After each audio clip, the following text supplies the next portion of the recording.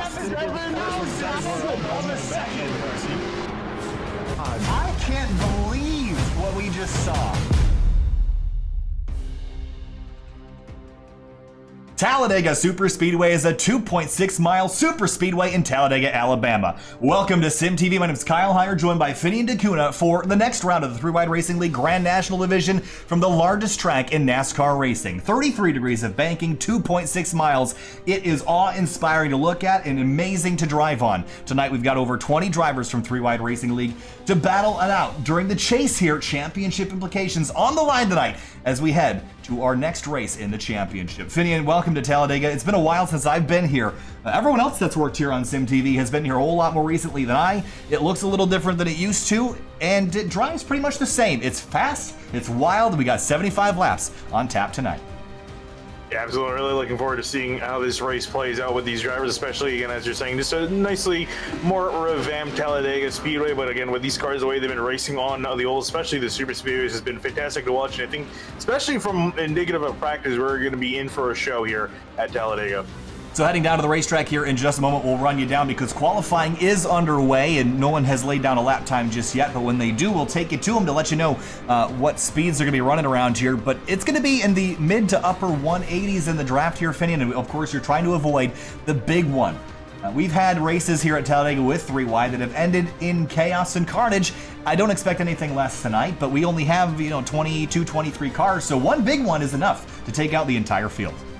And you're talking about, too, championship implications for these drivers, and it definitely still is on the line. I mean, Matt Grunberg's only 11 points ahead of James Miller heading into this round, which was a decent margin. However, when you consider that it could easily go very wrong for Grunberg, or even the other way, it can go wrong for James Miller or any of our other championship drivers. You can see blue on the ticker.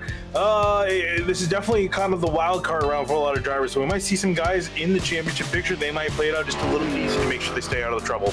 See, Talladega, Alabama, population 16,000 in this immediate area. There's a whole lot more in the surrounding county, but we're working with a little bit less than Talladega. 4 turns, 2.66 miles around here, built in 1969. Originally, the track was so big and so fast that 8 tires up, and a lot of drivers protested this place. They thought it was too dangerous. And also, there's a little tidbit here, a 4-mile road course operated in the infield from 1969 until it was abandoned in 1983. So you remember the old EA games? Yeah. They had a Talladega road course. I was just about to reference that. I was going to ask you if that had any influence on. I don't know if that was accurate in any stretch. Maybe there's people out there that would know that. Honestly, that was as far as my research went. I didn't go bother to look up a track map or anything. I think it was very similar to Daytona's, though, from what I saw. Okay. So you see Matt Hackathorn, he's just gone 5th quick, make it 6th as Drew Eisenman comes on through. He puts himself on pole. Sam closes out there right now all the way against the outside wall, trying to build up a run on the outside and maybe run lap 2 on the inside lane. Yeah, it's in par for the course. From what I've been looking at, nearly everyone's been kind of pulling the strats exactly how Eisenman got on pole. So close, looking to do much the same in the 5 machine. Thanks for joining us here on SimTV. It's been kind of a wild weekend. I was out and away with some Grid Life buddy hangs, and I'll be gone next weekend as well. I'll be in Joliet, Illinois, just west of Chicagoland, actually, for Audubon Country Club and Grid Life Touring Cup round number 4 of the 2020 season. 4 races, and is pending approval from the boys Chris and Adam over at Grid Life. You should be able to find that action right here on SimTV, real-world racing action from Audubon Country Club with some of the drivers and names that you've seen here in the past. And it'll be a low-budget production, but it'll be a production. So make sure you keep your eye out, at the very least, here or on our Facebook page as well at facebook.com/SimTV Broadcasting. So Sam Close goes 15th quick. I don't think he might be able to finish this lap here, Finian, as he heads on the backstretch. It's gonna be really close because remember he's now more or less halfway through the lap on the end of the straightaway, so he's gonna be cutting it awfully close with the times. I actually don't think he will make it. Yeah, you get another 2 or 3 seconds after the checkered flag falls to get back to the stripe. No, he's definitely not making it. Yeah, that's not even gonna be close, is it? Well, unless he hits the turbo button. Yeah, and that was just a slight miscalculation there. So he will not make it back to the checkers for his qualifying lap. Matt Grunberg, he will end up 16th, starting from the tail of the field here tonight. So Drew Eisenman on pole, the number 77 Eisen Designs car. We'll take a look down at the beautiful Talladega Superspeedway, and I don't know if the what you're seeing there in the center is part of the road course. I don't think it is. I think that's... I was just going to say that almost looks like, I definitely see it looking like Daytona from that. Yeah, I don't know if that's the same pavement or not, but interesting tidbits here. I honestly don't know much more about it.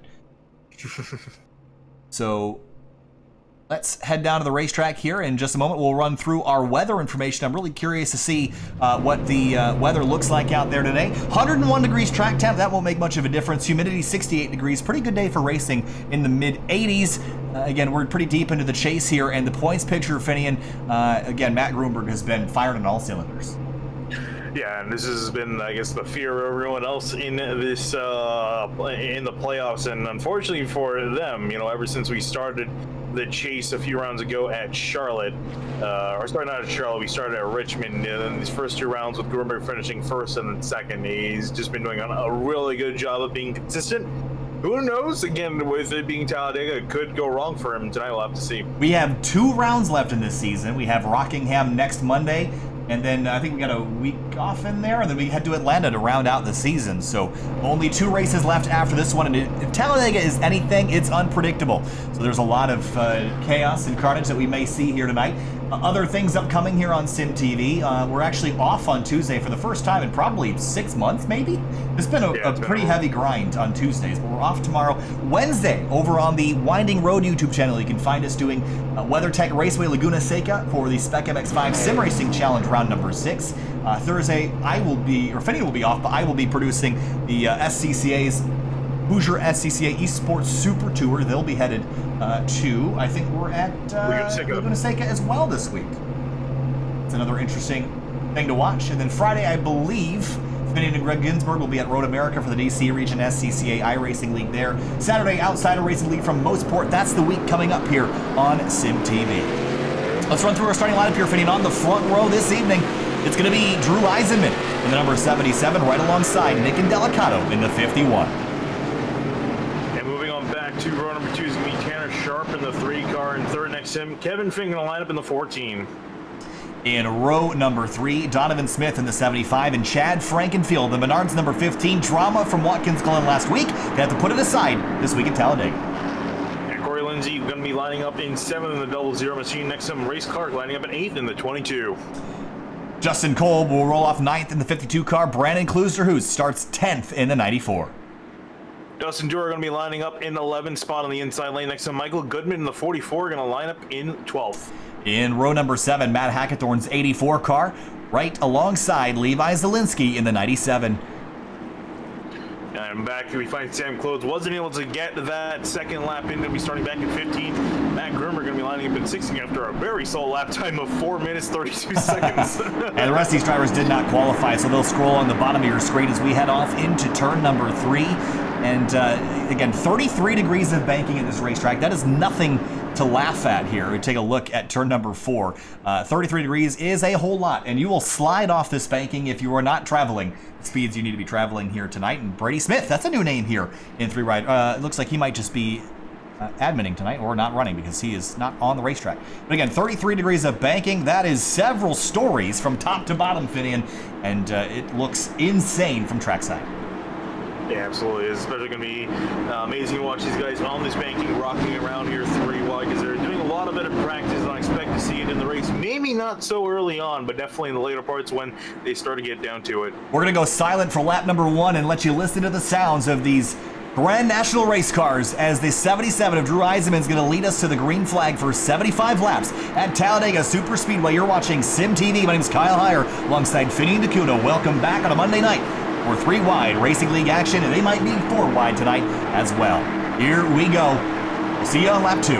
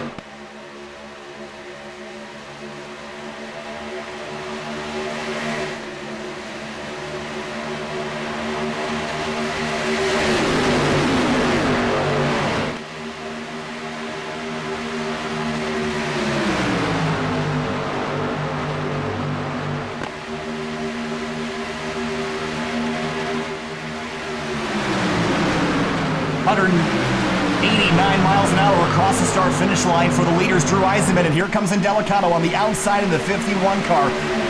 Up the inside, Tanner Sharp in the 3 as we complete our first lap. But even more outside of him, there's Levi Zielinski in the Altel machine just rocketing around more so than our leaders by himself. They had a little bit of help from behind at the moment, but he's up there by himself in the 97 machine, still moving forward, already tied with that second row, trying to look at taking the lead by himself. Oh, a haul on his own, using the side draft to his ability. You see the 5 car stand close. He was way outside in 3 and 4, but managed to tuck back inside behind the 44 car. But again, Levi Zielinski trying to leverage that side draft. The drafting model has been tweaked in the last couple months here, Finian, so I think it's going to make these cars be a little bit rowdier and able to run in big packs like this all night long. Absolutely. Easy closer and draft back up to him in behind, so now it's like starting to form up very well. And I actually am a bit surprised that we are going to see these guys try through like this early on. I would have thought it would have taken a little bit, but already guys trying to move themselves up. But Zielinski now actually starting to lose some steam and fall back. And speaking of falling back, Indelicato pulls to the inside. Yeah, nothing really to gain here. I think he's got to make up a lot of ground on Grunberg in the points, and he's got to do that by being safe and staying out of trouble tonight. And I think he senses trouble brewing up at the front. Kevin Finn and Chad Frankenfield go to driver's right. And I remember last week there was the contact that Chad Frankenfield was involved in at Watkins Glen. That was kind of a dramatic moment there. You come to Talladega and you expect teamwork from a lot of people, and there were some enemies made last week, Finn, and I think you need a whole lot of friends tonight. I'm not sure Frankenfield has a whole bunch of those in the field. No, he definitely doesn't. We'll have to see if that does get worse after this round or better. Definitely the driver who you probably annoyed the most last week at Watkins Glen was James Miller in the 09. And speaking of Miller, he's actually with Grunberg and a few other drivers in a pack a little bit further back. They're running about a second behind the last car of the main group. You can see them just come into frame on the right side of the screen, and they're just taking it easy. The guys in the front, though, not so much. Eric's Frankenfield out to driver's right. He's got the 97 of Zielinski drafting up behind him. The big discussion we always have with these cars now is the change with the new damage model. The collision model on this car is a lot more accurate to the shape of the car, which means that you can get up underneath the bumper of the car in front of you, which means bump drafting is almost entirely off the table tonight. You can do it, but only if you're going very, very straight and really trust the people around you. As we go 3 wide, 2 rows deep, Zielinski, Frankenfield go to the top spot. The 3 car is Sharp. He drops back to Donovan Smith, who's in the 75 for Frank Sims this week. Ooh, and almost side-by-side contact between the 77 and the 15. It looks like Frank will going to come down a lane to the middle one, and Zielinski not going to lead the top lane. And it looks like even Eisman now he's had it up. He's peeling off to the back. Yeah, I think everyone's starting to realize that maybe this is going to be not a great place to be. We're still 3 wide at the front, and there's plenty of space to run 3 wide. And it's not really the corners I'm worried about. It's the straightaways where you're trying to build these big runs. You're going to start pushing people and getting antsier and antsier. And as you start to move around in the draft, you can get yourself hooked pretty easily and make a big mess in a very short amount of time.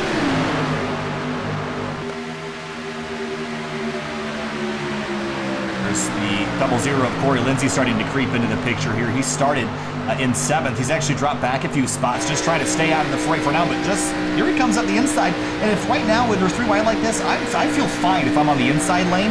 I do not want to be in the middle or on the outside for sure.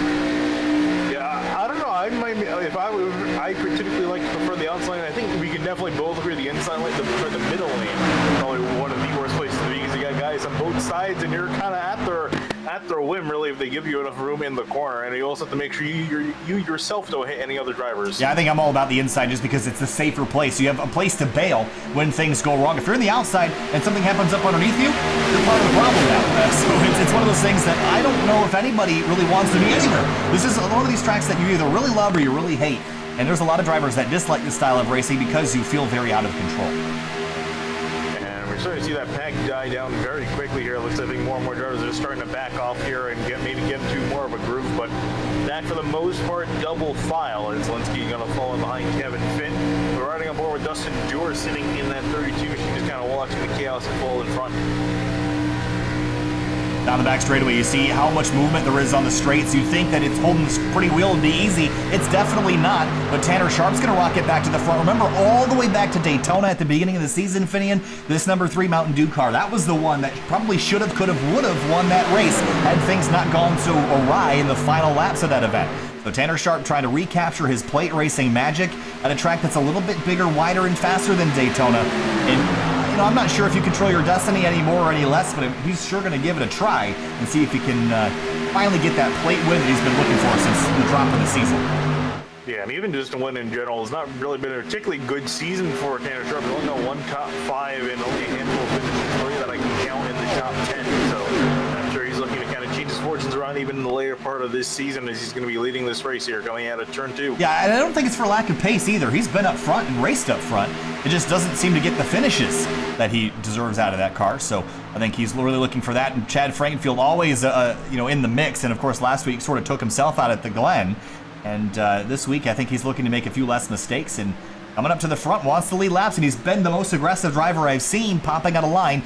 And he and Kevin Finn have been working fairly nicely together. You know, Finn led earlier, and now the 15 does.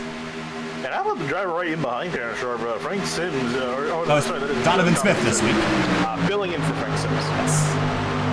That's the coolest thing. I gotta want to just point that out. I love the fact that they have fill-in drivers for this series because you pay for a car and then you can have multiple drivers in it with like real life. I think that's like the coolest thing. It is pretty cool to have the names change up a little bit. And again, Donovan Smith is a driver that we've seen here and there on Sim TV. He's been around before in other organizations, but in 3 wide this time around out of the Carolinas. And started the night up inside the top 5 and 5th and is currently working in 3rd place. Another driver I see creeping up into the mixture is Michael Goodman. Pretty good night here. He was also a factor back at Daytona, so maybe plate racing is sort of the 44s thing now as they go 3 wide again, this time for, looks like that's about 5th or 6th spot.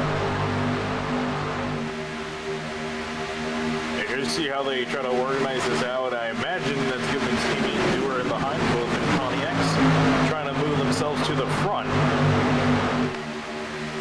But no really forward progress. It looks like he's got that outside going to down pretty quickly here as Frank Sims now the leading car on that outside lane. Zelensky, it looks like he wants to work with Franklin, but also wants to leave him at the same time. Really like the hood on the 44 car, of course. It's been sort of a disappointing few days, okay, let's say a disappointing year for many different reasons, but love that addition to the livery for the 44 car this week as we head through 3 and 4. And the 97 is the odd man out. Going to go way up to the outside lane and drop out of this group for 5th place now as Dustin Dewar fills the hole, tries to, and now the 97 will tuck back in line as Chad Frankenfield is really side drafting the 3 car, trying to grab the lead away as they come through the tri-oval. Yeah, and again, with the update that made the side draft, you know, more effective, we've definitely seen a lot more drivers use it, especially we saw, or at least I saw it in the Outsiders Racing League race at Daytona, and we're seeing it here too. Guys trying to utilize, especially Zelensky, we saw him early on utilize it pretty great, especially with a decent run off the corner to get himself to the front. Franklin trying to do it to make that outside lane get ahead and take the lead. 44 up to the rear bumper of the 15 car now, so a good fight up front. Briefly, we'll take a look at the second group. Justin Kolb's back here. Race Clark, our pole sitter Eisenman is leading this. Richard Hines, Brent Miller, Velez, Hackathorn, and Delicado Gruenberg back in their own little array here. And of course, you see, look at this. Gruenberg, Miller, Fisher, and McKeevoy all nose to tail. And something tells me they have something planned, much like they did at Daytona. This is all the AV Racing guys back here in this group, and again, just playing patient. And we're talking about, you know, for Gruenberg, you know, he needs to make sure that he doesn't get involved in a mess. That's the best way to do it, especially as again we're going to go 3 wide. Zelensky, man, he really loves his outside lane. Certainly giving it a lot of usage tonight. Right on board with Brandon Klooster, who started this race back in 10th. He's gained 1 spot up tonight. A big checkup. You heard the engine cut out there as the field kind of fans out. And now we're 3 wide. Looks like the 44 is split to 15, and they're going to bring Zelensky with them. So as soon as we were 2 wide, now we're 3. Ooh, Dustin Dewar in the middle looks really loose for some reason. Looks like he's gathered back. Double is getting a little bit squirrely in the middle of the corner. Engines roaring as they exit turn number 4, now down the front straightaway. And this, of course, we have to talk about where the start-finish line placement is. So much farther down the tri-oval section than Daytona. Daytona, the start-finish line, we already would have passed it. At Talladega, it's right here. The extra couple hundred yards makes a huge difference as Dewar is sandwiched 3 wide in the middle for 2nd. You guys have the guys coming off 3, even at sometimes 4 wide off the corners. The extra 100 feet add up to a lot. You can have almost 3 different winners or 3 different guys take the lead in the distance between where it typically is at an oval to where they place it here at Talladega. 44 look middle. I think he's going to back out and push the 32 car. Now teammates working together there. On the inside, Frankenfield gets to the front, and looks like the last time through he has actually had 5 laps today. Not by a lot, but just by a little. The only one that really matters is lap number 75, and this race is flying by. We're almost through our first, fifth in the race? Yeah, pretty much so, and these guys have been going at a pretty firm pace. Very short amount of distance, as you were saying, here for these guys tonight. And so, yeah, this race is going to take off pretty quickly, which means, even if you're one of those guys, laying out on the back, you have to, keep in mind that there isn't a whole lot of time on the table. You have to make sure you're able to get going and also get yourself back to the front. Otherwise, just finishing back, 18, 19, 20th is not going to be doing you good. So as we take a look at this pack, someone was asking where are we next week? Well, we've got 2 rounds left in this season. We head to Rockingham Speedway, The Rock, next Monday, and then Atlanta Speedway in 2 weeks. That'll finish off the 2020 Three-Wide Racing League Grand National Division season. That'll be it for 2020 for this series at the very least. So again, Rockingham next week, and then Atlanta in 3 weeks' time. That'll be the season finale. Lots of racing here on Sim TV, though. The next couple of days, we've got oval racing, road racing, and everything in between. As the 3-car goes up to block the 32 of Dewar, and Dewar squeezes way to the outside, and he kicks the wall. He's in the wall into turn number 1. Yeah, I got vacuum sucked up to it, and is still on it. Going to lose a Oh, no! In front of the field, and around he goes. And that was the 84 of Matt Hackathorn, who's gotten absolutely destroyed. That car is obliterated in the front and looking a whole lot less aerodynamic than it did a moment ago. And that has created a lot of chaos around. We're 3 wide with Indelicato in the middle at the front. We're still double wide and battling for the lead. We have to go back, though, and take a look at this incident we just saw. And, of course, this was just wrong place, wrong time as the 32 pulls off the wall right in front of the 84. And, of course... yeah, and that's a tricky thing too, because to get off the wall like that, you have to be pretty aggressive yanking the wheel. But unfortunately, he turned too quickly or too aggressively in that 32 and went off, and Hackathorn got just the worst end.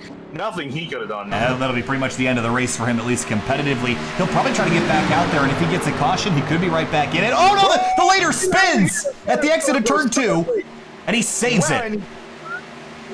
That was an incredible piece of driving. Really was. And you see the 5-car.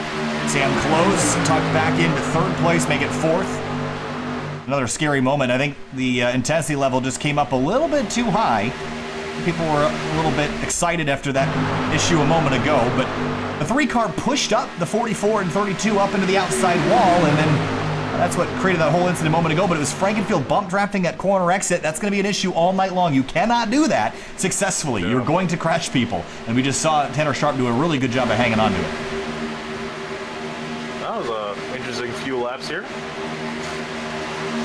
think a lot more interesting than some of the other guys would have liked. And what it's caused, too, is the chaos that has ensued. We've had 2 major breaks in the pack. The second group, they've kind of formed up.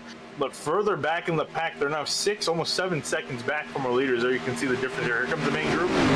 Small little second pack in the middle, and the 3rd major pack also coming across the screen right here, which has a lot of our heavy hitters. Including our ex-race leader, Tanner Sharp there. So he's gotten that car straightened back out. I'm sure he's going to have to make change 4 tires, fuel, maybe a set of underwear next time he hits a pit lane. But go ahead. No, I was going to say, and I think also, too, if Tanner Sharp doesn't get back up to the front, I'm sure he's not going to be too thrilled with Frankenfield giving him a bump in the middle of the corner. That's typically frowned upon by everyone. It's typically something you expect drivers not to do that. I don't think these 2 are on the best of terms anyway, so this is just kind of adding fuel to the fire. But now Levi Zielinski was the one able to take advantage of that. He goes to the lead at the exit of turn 2. You see Corey Lindsay poking the nose in there as well. He's back in 4th after starting about 9th or 10th spot. And I'm a bit surprised here by these guys up in the front not trying to get a little bit more sorted out. For the most part, they are, except for Frank will still trying to take away the lead on the outside. If I was them, or I was Frankenfield really in this case, I would just drop to the back and just get single filed out and try to pull away from the group behind. Well, there's that 3-car group that I think is just Miller, Kevin Finn, and Drew Eisenman. And in that intermediate group, they're not quite going as fast as the leaders. They need a few more cars to be successful. But again, if the front pack were just to straighten out, they would not be able to be caught. And I think we've split the field into enough parts now that we could avoid a caution for the rest of this race. Now, the one thing I do worry about is now that we have, typically you drop to the back to avoid being in a big group where you get caught in a wreck. We do have a big group out back now as well. So we can have a big crash at the front group or at the back, and it could happen at any time. Yeah, I would actually be quite surprised if it did happen in the back, but obviously wrecks can really happen anywhere when you have a decent amount of cars, and there's that second group. Those guys disagree on space. A lot of cars back there, so it's very possible that someone could just make the slightest of mistakes. So Lizlinski pulls back in front of Frankenfield for now. He's got the 52 of Kolb behind him in the red Nintendo-sponsored car. Yeah, and if my memory serves me right, these two guys aren't having a lot of fun with each other at Richmond. Oh, yes. And I wonder if your memory is longer or shorter than the drivers on the racetrack. I'm willing to bet probably shorter than theirs. No, definitely shorter. Is that just in general or just for these guys? Probably in general. I would say it's probably in general, but Cobb gonna pull out to the... He's all the way against the wall. He almost scraping it. He's trying to get out of this. I think he just kind of sit here, doesn't want to be involved or be caught in anything. So another thing we should mention here is you see on the back straightaway the safer barrier. This track is about 4 feet less wide than it used to be. And that might not seem like a lot when you got basically an airstrip on the back straightaway to race on, but it does matter. You used to be able to get 5 or 6 cars comfortably wide and have a little space left over. You got, you can still fit 5 if you wanted, but 4 is enough. And 3 is enough, and 2 is plenty. So it's really not, you're not comfortable at all here. When you get down to the last couple laps and you're more than 2 wide, it's a very scary time, and you always want more racetrack, and now we have less. Got a lap car ahead of our lead pack. It's just Endure in the 32 machine. Got back out on the track, but that car pretty torn up. There he is. It looks like he's going to try to stay high, which is the place to be. Frankenfield, oh, the 97 pulls right. Try to maybe either side draft out the 15 or force him to the right to get sucked behind the lap car, but they all tuck underneath him in turn 3. That was a bit of cheeky driving there. I think you saw the 15 standing right up there, and he was like, nope, you can stay there if you want to ride up that high. And that almost ended up in disaster.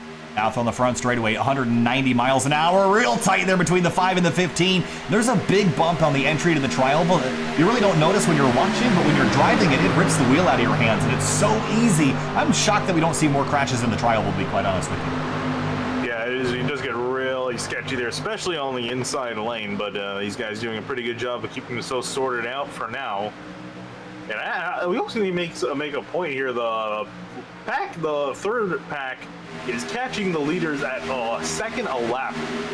Well, they're busy fighting, and you see that other group. Yeah, so you got the big group, and then you have the little intermediate one with Donovan Smith, Kevin Finn, and the rest of the field. But up front, they're still battling hard for that top spot double wide. Yeah, to give you an idea, the leaders are running, Zelensky and Frankville ran a 50.9. Gruberg and Company ran a 49.8 last time by. So they're catching at a pretty significant rate as you guys still going to battle. So we're going to see that pack potentially more or less reform back up here with more cars. If you want to watch live timing and scoring of this event, you can go to simtvbroadcasting.com/timing to follow along with your buddies or your friends in real time so you can know where everyone is on the racetrack, what their pit strategy has been. Want to know what their iRating is? You can find that out as well. simtvbroadcasting.com/timing as these guys continue. They are not about... Oh, no! No! And there it is. Yep, big wreck out of turn 3, caution out. And Chad Frankenfield involved as well as a few others. Oh, they're still crashing. The 5 car of Sam Close. You see the hood bouncing on the apron there. He comes back up. Michael Goodman is also involved in this. Tanner Sharp.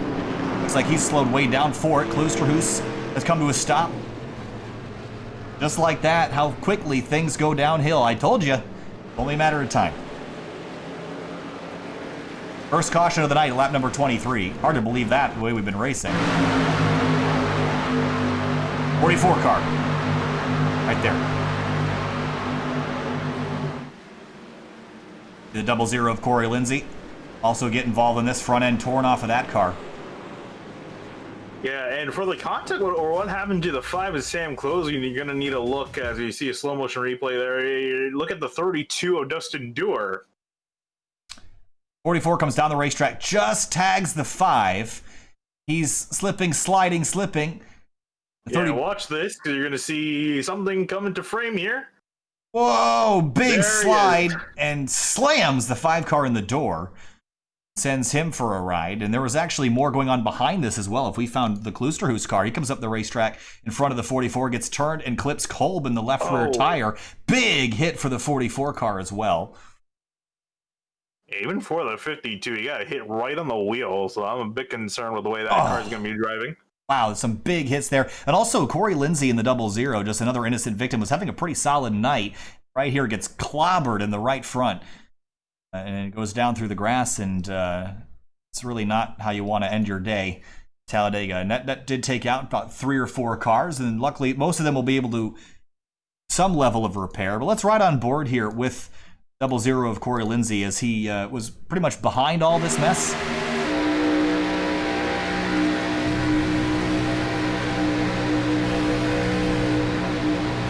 It's the slightest of touches, and then wham! Yeah, thank Goodman.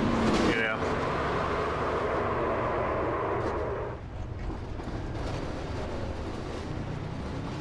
Also right on board with someone who I believe was following all this, which is Nathan, or actually we were on board with Matt Grunberg. I think he was way back and saw everything pan out here.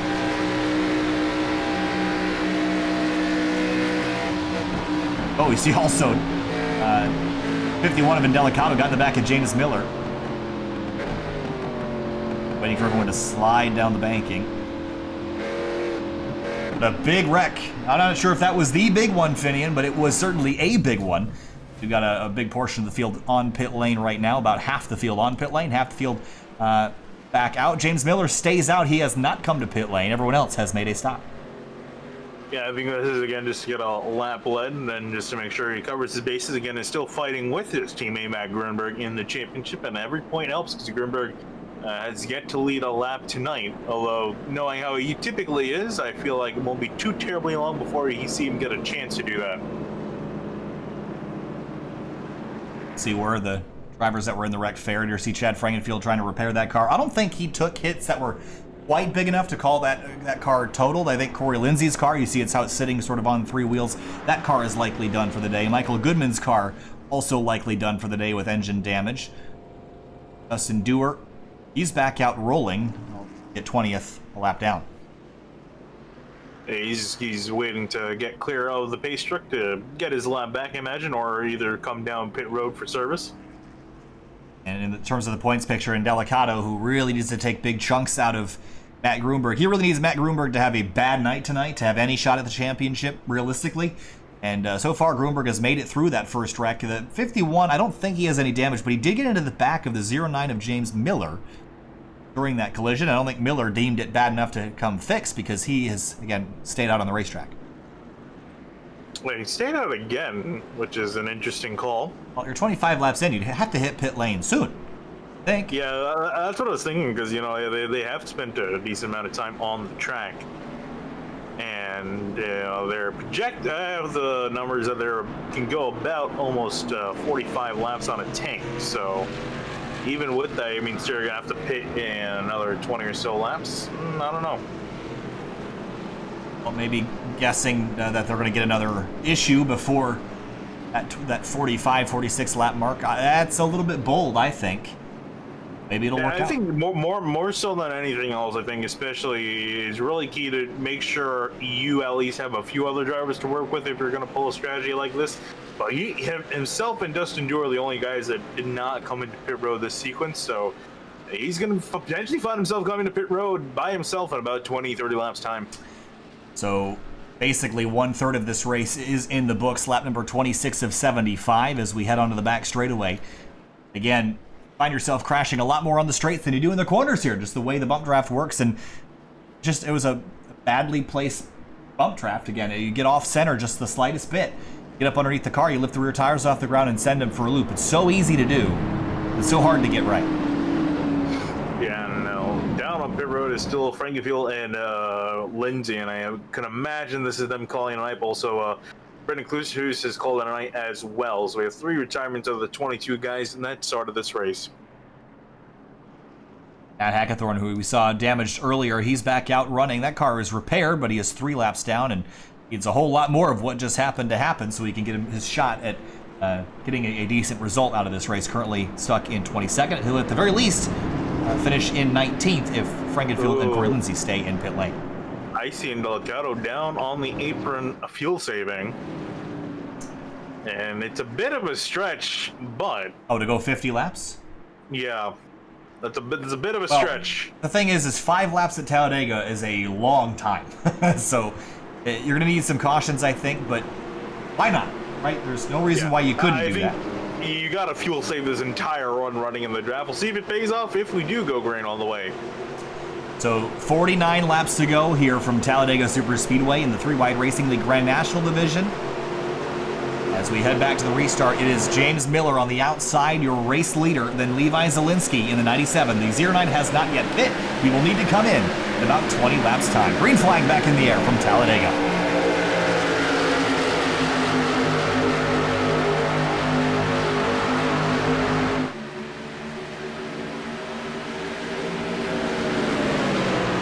Looks like Miller's already pulling to the right. Oh, he's in the fence! Oh. That was really dicey there, and I think he's just trying to stay up out of the way, but I don't quite understand the strategy here. Yeah, I don't either, especially, if you figured you were going to... I thought he was going to, lead a lap, come into the pits, get some tires and fuel, and then he also stay in the back, which is what he did earlier, and it looks like he's trying to drop to the back of the pack. So, yeah, I'm a bit perplexed on the strategy as well. Well, Kevin Finn took advantage of it. He will go to the top spot, and look who is back, Tanner Sharp. He got kind of spun out of the lead earlier in the race and went all the way to the back. The caution saved him. Here he is back running inside the top 5. And also, how about Brett Miller, who's actually looking like he might be able to lead a lap here. He's going to drag a race with the 14 of Kevin Finn to the line, and the 89 will lead this lap. By 66 thousandths of a second out into turn number 1. Clear of the inside lane, will pull down in front of the 14 of Kevin Finn, who we're right on board with. Yeah, and also just let the 3 of Tanner Sharp out to dry, so Sharp going to drop back fairly quickly. He wants in, but couldn't get there, and now the 97 goes high, and he'll bring the 3 car with him. And Nathan Velez closes the gap back to what was the race leader a moment ago, Kevin Finn, or excuse me, second place driver Kevin Finn. But Zielinski back up to the front. That 97 car has been very strong tonight. Yeah, indeed, but I'm surprised about how much room, in some ways I'm surprised by how much room these guys on the outside are giving the drivers on the inside, because they're running a little bit too wide and giving them momentum in the middle of the corner, but here they come back on exit, and here it's going to be Zielinski with a bit of a charge with Tanner Sharp in behind. Second group forming up behind Matt Gruenberg, but 75, Donovan Smith kind of backing out of his 3-wide situation he was just in a moment ago, back to double wide. And you mentioned how they're not really pinching the inside groove. I don't really think there's a reason to right now. Get down to the last 5 laps, and they're going to be running them all the way down to the infield and probably through the parking lot. For now, I don't know if there's a whole lot of reward for that risk. Look at Sam Close, the run that he's taking to the outside. He came from about 4 car lengths back, now up to second. Yeah, with really no help other than really just a solid draft down the back straightaway. Just went to the outside. Unfortunately, going to lose a little bit here through the corner. We're going to get a decent run off here. And this is still impressive. He's now got the 75 Donovan Smith behind. They're going to take the 5 car all the way to the lead as he noses out of the 97 at the start-finish line. Yes, he will lead. Donovan Smith now scored second as they pass both inside grooves down into turn number 1 and clear them. What a run. 67 thousandths of a second, and Close gonna pull to the inside line to clear for the lead. Donovan Smith not able to do the same, though. He's gonna be kind of stuck out there, and here comes Tanner Sharp with a great run up the middle. You can see the momentum he has. That's another 3 or 4 miles an hour with no help right now. Goal. Yeah, and you see because of that he's stalling out in the middle car. Oh, I see a lap car up ahead, and that's Chad Frankenfield. Oh boy. As the leaders up 3 wide. This isn't gonna be good. No, it's not gonna be. He might pull out of the way here onto the apron. We'll see if that is the case as they exit turn 4. They're gonna get single file behind the 5 car. Oh, is he gonna make them go the long way around? Indeed he is. Well, on the driver's right of the 15, who will probably jump right back in this battle to try to stay up to speed. And he is only 2 laps down, so it's very possible that he could get back in this race if he stays up in this lead group.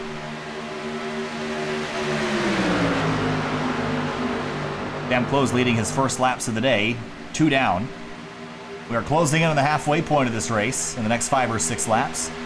Now our pole sitter who dropped out of the race very early on, that is Drew Eisenman. And he led 1 lap and dropped out. And now he's starting to work his way back forward. I think he's building some confidence that the track is clearing up a little bit, and he's got pace and speed, and I think he's going to get up there right behind Kevin Finn in the 14. Yeah, and again, this is really, I don't want to say that it doesn't matter, this stuff in the middle of the race, but it kind of doesn't matter. At the same time, I think really, if anything, now you might want to be thinking as you're approaching closer and closer to the halfway mark, where are you going to be, 10 laps to the finish? And I think that's really where you're going to have to start, trying to figure out where do you want to position yourself for the end of the race.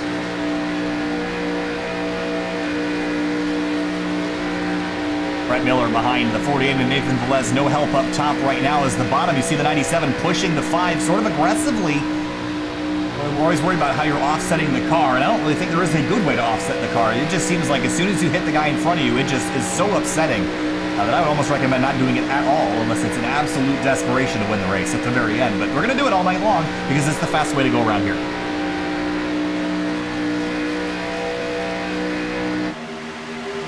Guys in the back, or not in the back, really the middle of the pack, and they've been kind of riding the outside lane, interesting enough, typically what you see in real life a lot of times.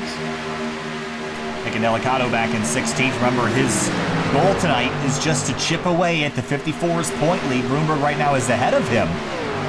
But we're heading to Rockingham next week, which I would put Matt Grunberg as almost a definite favorite to win that race. Think back to the 3-Wide Cup Series from last season. That was good. I was just about to pull that up, bring that up. He dominated that race, which, if I'm not mistaken, went green the entire way, or almost green the entire way. And I think he put all but 5 cars a lap down. I think it was all but 4. Oh no, it was all but 3. All but 3. 3 or 4. It was It was one, first, second, and third were on the lead lap. Everyone else is a lap down, which was an amazing feat. But everyone's going to go into that race expecting him to win. So Delicato has to chip away tonight. And if he wants any chance of going to Atlanta and having a shot to win the championship, he's going to need to get that 54 probably in a bad position tonight and get him wrecked out. And probably earlier than later, because it's a lot of points to make up. No, and especially considering the fact that Grunberg survived, the earlier incidents that took out, I want to say, at least 5 or 4 cars out of solid contention. He's gonna, need to have him wrecked now and then also stay in the back of the pack. And then that's also, again, assuming that Delicato's going to get a good finish, which he also has to make sure of. So, again, he's just in the back, on the back foot in general, and he's got a lot to make up for. You see Drew Eisenman clutching in, which is something you almost never say at Talladega, but he's making it work. You see he's dropped off the tail of his teammate a little bit, but clutching in, saving fuel. Again, we went back to green with 49 laps left. Maybe they think they can make it. Actually, notably, too, there are a difference in the laps that guys have run. Notably, Donovan Smith, Delicato, and Jordan McKeeboy. They topped off. Yeah, they came in to top off on fuel. Everyone else came in normally. So they came in just take a few more tenths in, because again, you burn a little bit while you're pacing around. But that'll extra little bit of fuel give you a little bit more security if it comes down to it. And again, considering a lot of people taking careful right now, we couldn't see this go green all the way for the next 40 laps. Yeah, but is that totally realistic? I mean, when we get down to the last 15 laps, do you think we can run green all the way? I think we're going to see at least one more caution. I mean, we can, we cannot. These guys might wait until the white flag. Yeah. And then all hell might break loose. So that could be it. We'll have to see. Well, Chad Frankfield needs, if that's the case, he would need to race his way and get 2 laps back. So he's not going to be able to win this race unless we get cautions. He's back up here in this lead pack, and he's going to be fighting and hoping he gets one. Or 2, because he'll get himself in a position to win this race again. That car is right back up to speed. No reason why he couldn't win. It's the 3-car drop in line. He takes the lead into turn number 1. There, I did hear a lap car up the road. Cruising around, it might be the 32-car of Dustin Dewar. Indeed, it is riding along the inside lane. There's him on the back straightaway, kind of putting around. Himself and also Michael Goodman have been putting around the track. Goodman has come down 2 times on this run that we've had since we've got the green flag back out, trying to fix that car back up, but he's been pretty off pace with the damage he has. Field through 3 and 4. We've been green for, let's see, the last time we got a green flag was 10-16, which was only 8 minutes ago. It feels like it was hours ago. Tanner Sharp at 12 laps on the fuel tank that he's got in that number 3 Mountain Dew car. As you see, they're starting to fan out 2 and maybe even looking 3 wide as the 52 has a run, but sits on it, stays middle groove. Speaking of the fuel situation, you can definitely imagine, guys like Tanner Sharp and and even a lot of the guys up here in the front, they're not saving any gas. They're definitely going to have to come down another time. Right, and they're just burning up fuel, especially if you're not tucked in behind someone like the 97 is right now. We're looking off the back of the 3 car here. And look how low these noses are. And really, this is the part I'm looking at right here. This lip gets up underneath the rear bumper of the car in front. Every time you try to push, every time you try to shove, you can see how the nose is just going to get very much underneath that bumper. And it has made bump drafting very difficult, really ever since they released the new damage model on these cars. It never used to be a problem. Now it's a huge problem, and it affects the outcome of every race that we run here at a plate track.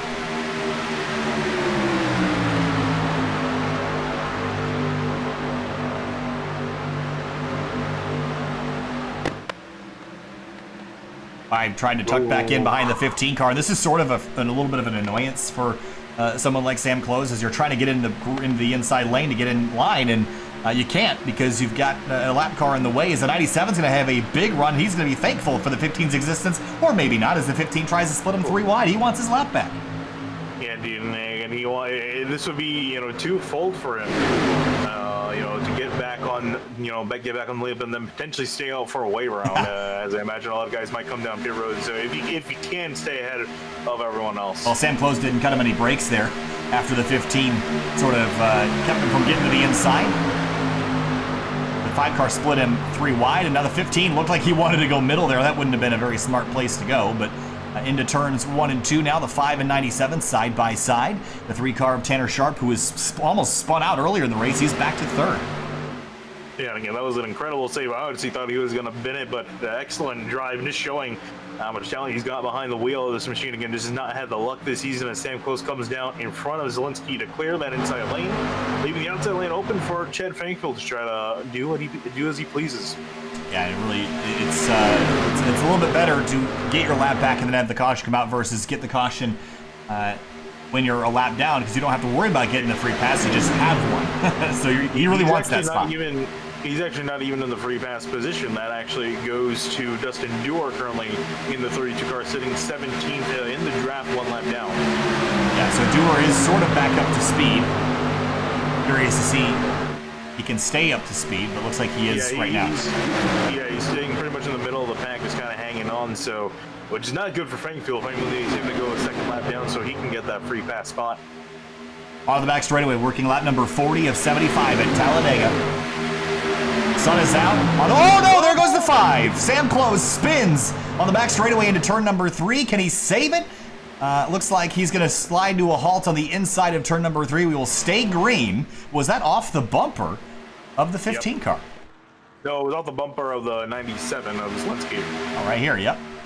But look, just the slightest of touches in the bumper's hook, and Sam did a great job of locking up those tires to make sure that he wasn't going to hit the wall or another driver, but he is going to be way down the order now, and that's going to hurt his chances significantly. Yeah, this is really unfortunate. It's kind of tough, for these drivers, especially, with the newer, the Gen 5 and the Gen 6 cars being a lot more blocky. You can glitch a lot more, and, for drivers, it's like, what's a bump going to do? Unfortunately, with this gen of cars, you pretty much can't all the way across the track. And again, if they had learned this car with that expectation, as we got green flag pit stops for Broomberg, McEvoy, and team, but again, these drivers didn't learn this car with this characteristic for 10 years on iRacing. You could bump draft these cars when they updated the damage model to have the realistic effect. And the collision physics were a lot more realistic. Now you can get up underneath the bumper of the car in front of you, and you have to readjust, and the drivers just have not done it that much. Yeah, we've seen time and time again. Again, it's kind of hard to break old habits. Zielinski gets a hell of a run through the middle of the pack, going to swerve underneath Velez, going to maybe try to make a move to the outside of Tanner Sharp, but they get to the corner, so he's going to sit in behind. But yeah, it's kind of hard to unlearn these habits after driving the newer gen of car. And we've seen time and time again this season how many instances have happened from guys just getting in, uprooting the guys in front of them, and around they go. So Tanner Sharp leads the way. You see the group in front of them. They have just come to pit lane. They are for sure good to the end. No, they don't have to worry about fuel. And I sort of like the strategy. They came down together, Finian. Now they don't have to worry. They came, though, really just disoriented, though. James Miller and Jeffrey Fisher are completely disconnected from McEvoy and Gruenberg, so they're going to lose a little bit of time trying to get themselves back up. However, the pack is closing in, and I guess they're just going to hitch a ride with them. Well, yeah, and it's also disruptive for this group as well. So, their disorientation is going to make the lead pack coming through this sort of a mess, and it's going to slow them down and cost them time as well. I still like the strategy, though, because if the caution comes out, I'm not sure this front group is going to be confident enough to stay out on the racetrack.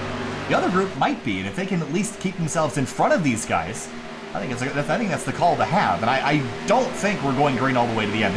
I predict that there will be a caution with about 5 to 8 laps to go. I'm just saying, it's usually your job. I'm going out on a limb tonight. But again, I don't have any trends of the race or anything, but it's just the way that things seem to go as people get a little bit rowdy, and it's going to get back. Jeffrey Fisher coming back now on pit road, I think maybe from a penalty, but he's slowed down off the surface. Oh, the 15 and 97 door each other on the front straightaway. with a swerve there. And Zielinski rides second. The 15 scored 18th. Now they're going to swing to the right side of the teammates. This is going to get really confusing with drivers that are a lap down and drivers that are on the lead lap. Finn, Eisenman, and Delicato and Clark, they all hit pit lane. You can see right here on the left-hand side of the screen, the pit indicators for the drivers that are in pit road is 3 wide with the 15 on the outside, the 54 on the inside, and the 10 Sharp is exactly where he does not want to be right now. No, he definitely doesn't. I mean, he could try to back out. However, he's got Zielinski right in mind, so he's kind of stuck between a rock and a hard place. 15's going to back out of this. So we're starting to see a lot of drivers thinking that, they can't go the rest of the way, and especially for Delicato, and with him coming down to the pits, that tells me that they definitely can go the rest of the way on fuel. Yeah. And I'm actually kind of curious to see where the rest of them come out, because Grunberg actually ended up slowing down to try to get themselves reformed back up. So we'll see here as the rest of the field is on the back straightaway getting up to speed. Well, as long as they can keep their noses out in front of the race leader, they'll be safe if the caution comes out. Right now, though, only 2 of the 3 are that way, at least in the group that we're looking at directly here. There's Dustin Dewar rejoining the racetrack. But 30 laps to go this time through, and again, I'm not confident. I was never confident that they weren't going to be able to make it without cautions. And if you're going to get cautions, you're probably going to hit pit lane. So I just didn't see a reason for the other strategy. I think pitting is the right call. I think that's what most people are on right now. And the other distraction for Sharp, Zielinski, and Velez is that they are on the outside of a group that is not going to want to let them hit pit lane. So they don't have to back out, slow themselves down just to get to the inside and able to get to pit road. So that's another distraction on their part. Yeah, we're still waiting for the top 7, we would imagine, coming down pit road. The majority of the rest of the field has made a trip down to pit road to make it to the end of the race. Beautiful sunset going on in the background here. Typically don't race this late in the afternoon here at Talladega. It's nice to kind of see the sun lower in the sky as the golden hue comes over the 2.6 mile speedway. I can't wait till they ever put lights around here. This is one of the tracks that definitely needs lights. It's going to be very expensive to put lights, but it'll look really cool. Talladega night, like actually... Yeah, Talladega nights. I'm just saying, that would be spectacular. I mean, and also, I feel like Talladega summers are probably pretty hot, so I think the fans would probably like it too. Personally, I think every race should be in that race. Yeah, speaking of Talladega nights, Nick and Delicato in the 51 with that other group, they're up ahead. Still trying to get themselves sorted out, but they're looking more or less to lead this race once we get them sorted out. Have I just never noticed the wicker bill on this car? Or has it always been here? Right here. What? Wicker bill. Have I never noticed that before? I feel like that didn't used to exist. Someone who's driven these cars more than I needs to tell me that. Oh, yeah. But that's definitely, I feel like that's definitely, again, it's looking right on that the front part of the number, the wicker bill there. And whoa, there's a wreck in turn 3. I see a car spinning and oh no, it's the points leader. It's Matt Gruenberg. He's spun out. Points leader is spun on the inside of turn 3. The caution is out.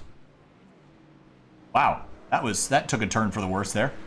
Yeah, it did. You look away for 2 seconds and they crash.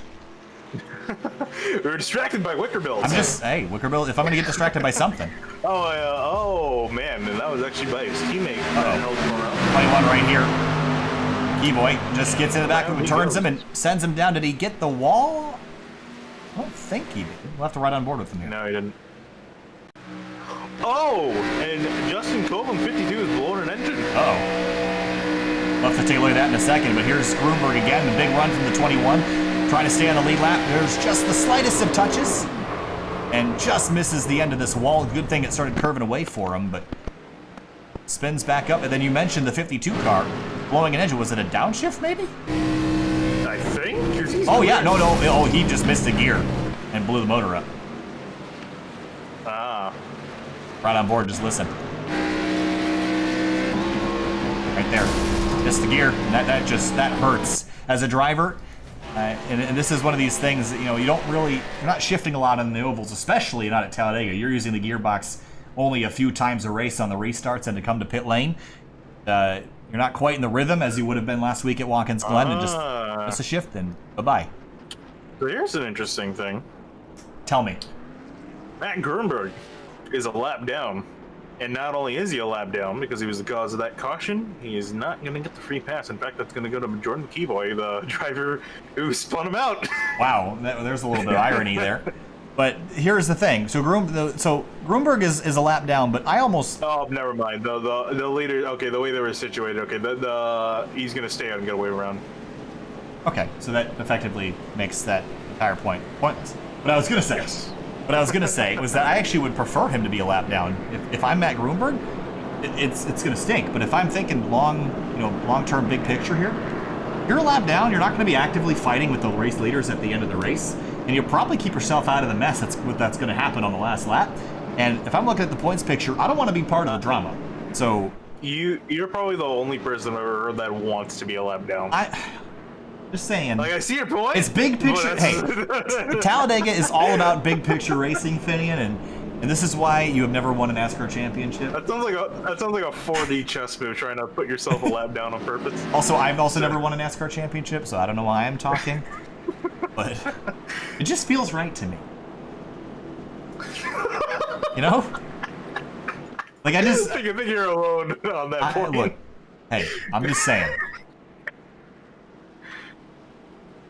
I think I'm right.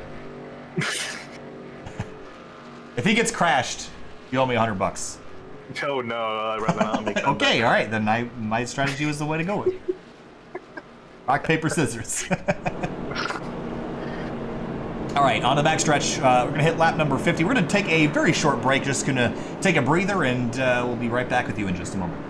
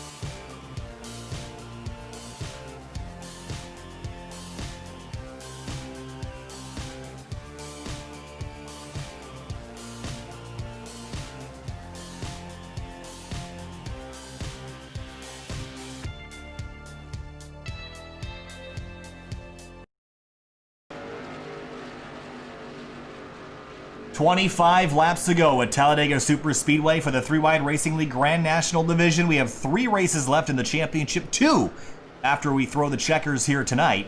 Kevin Finn and Drew Isom and the teammates out front in their Ford Taurus, leading the race. Side by side with Race Clark and Richard Hines, 4 Fords actually up front. Who you got your money on? Take a pick. Let's see who's not on a Ford. Ow. You know what? No, I'm just kidding. No, Finian's anti-Ford. You heard it here first, folks.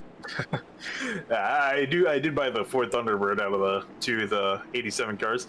But besides that point, I think, you know what? Why not Levi Zielinski? I think he's a man that's needed some luck to go his way. I probably actually shouldn't be picking him just for that reason, because I have a feeling, commentator's curse, that's not going to play out. But hopefully he does for him. You're restarting in 6th.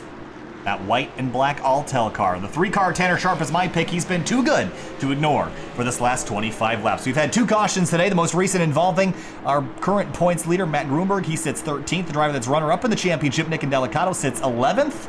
Green flag back in the air, 25 to go.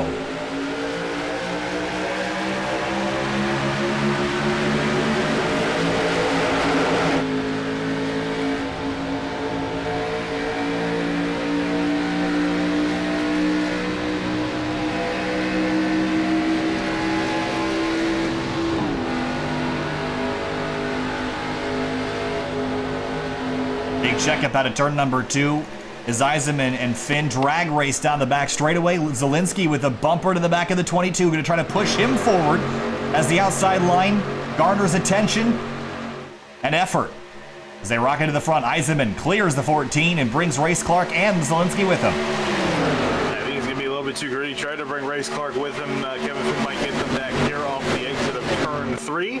And he's going to get a decent run on the inside. Now the 87, Richard Hines. Don't think we said a single word about him all race long, sitting second on that inside lane. Started back in 20th, which would have been nearly last tonight. We haven't, again, as you mentioned, haven't heard a lot from him, but I think a pretty good run up to 4th and make it 3rd as he heads into turn number 1.